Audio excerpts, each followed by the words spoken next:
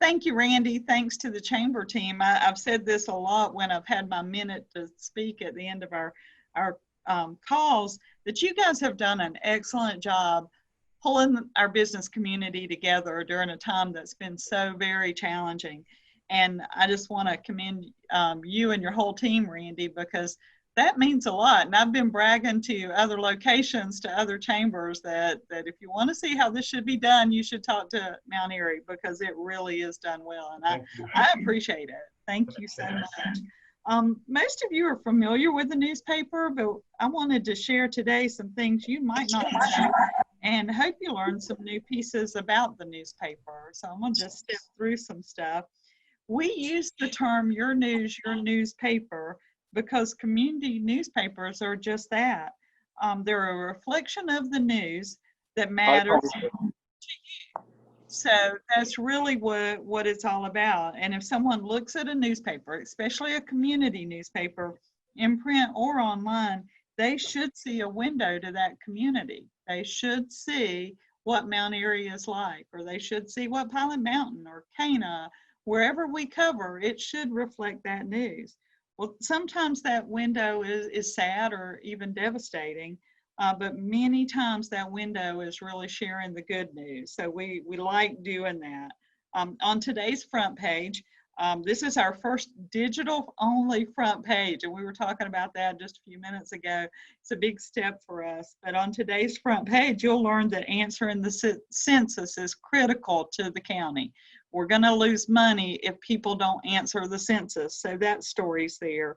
There were 3 separate wrecks that involved motorcycles just recently, and you find that on our front page today.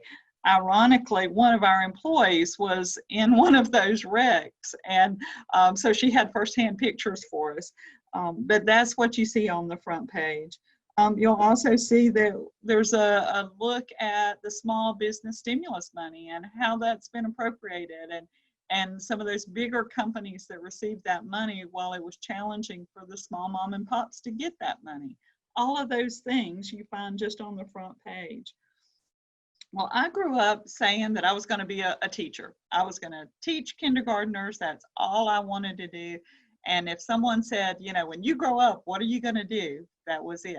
Well, while I was in college at Appalachian, I stopped by the newspaper office to get my dad a subscription. Now, I wanted to be a teacher, but I grew up in a house that the day did not start without my dad walking outside to get his Times-Union, Jacksonville, Florida newspaper. He didn't have his coffee, he didn't have anything until he had his newspaper in hand. And then I also worked on the high school newspaper, had a great journalism teacher, Sam Shumay, over in Warrensville, North Carolina, who let this adventurous group of kids write about anything. I think the first time I got in trouble was I wrote a story about what teachers do when it's a snow day.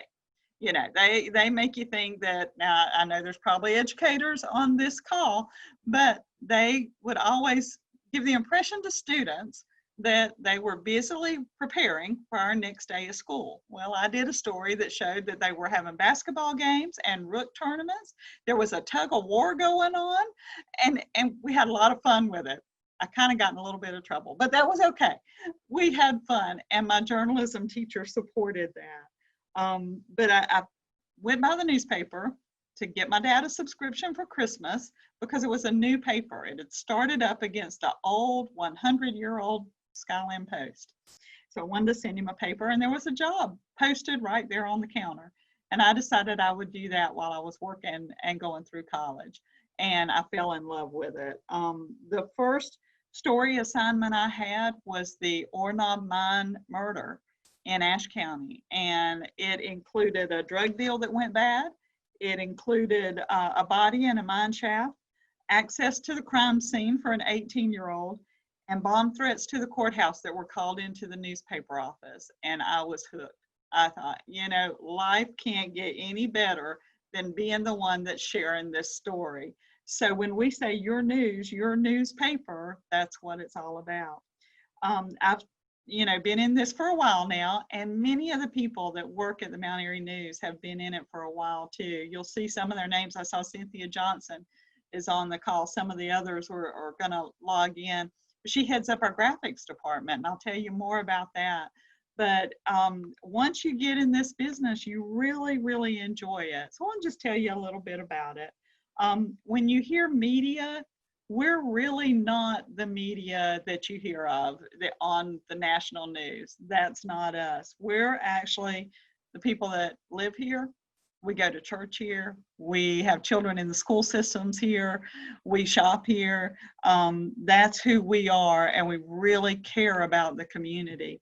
Well, Mount Airy News is one of the oldest continuous, and may be the oldest continuous business in Mount Airy. Started in 1880 and with lead printing. So that hot lead is long gone, and really the only reason people know about it now is because they love type trays. You know, type trays are sold in antique stores to put on your wall. I've got one behind my desk. But in the 60s and 70s, we were more an offset printer. Our press is 36 feet long, has 2 color towers on it, or 36 yards long, sorry, 36 yards long. It takes up a big portion of our warehouse. And that type of work was introduced at that time. And boy, we thought we were something. You know, instead of laying that lead type in trays and printing a paper, we could push buttons and choose sizes of type and fonts and things like that because we were now computerized. Well, I came along in the business around that time, and you had, every time you wanted to change the size of the copy to the size of a headline, you had to take the machine apart, put a strip of film in, and put it on a cylinder so it'd spin around and catch the light to burn it on a photographic image. So it wasn't too fancy smancy, but we thought it was at the time. But now today, so much is just a push of a button. We went from a world of Rubylith and X-Acto knives and cut and paste to designers really being able to design great products. Now the computers that we use send the image directly to a machine that's called a computer to plate, a CTP. It burns that image immediately on that plate. And just recently we installed a trendsetter, which makes it processed with no chemicals, which is a new process for us. And we have another trendsetter headed here in the next few weeks. So we're excited about that. But just to kind of give you an idea, and I'd love for anybody to come by for a tour, but when things are open back up, we'll gladly show you around. But it's a warehouse full of that big giant piece of equipment behind the scenes. We get a truckload of paper about every 4 to 5 weeks. Each one is filled with rolls of paper that weigh about 900 pounds a piece and cost us about $14,000 every time a truck comes in. So that's a big expense for newspaper. But printing the paper isn't the only way we share the news. I'll show you some numbers in just a few minutes, and I'm going to step through several slides pretty quickly. But you'll see that digital news is a big part of our vocabulary now. To tell you a little bit about APG, that's the company that owns us now. The Adams Publishing Group is the Adams family out of Minnesota. The Mount Airy News was owned by Mid-South Management for years, and that was a family in Spartanburg, South Carolina. And some of you might have even known George Summerlin. I worked with him for years, and he was the manager during Mid-South times. Well, Mid-South sold to Heartland, which was a group of newspapers.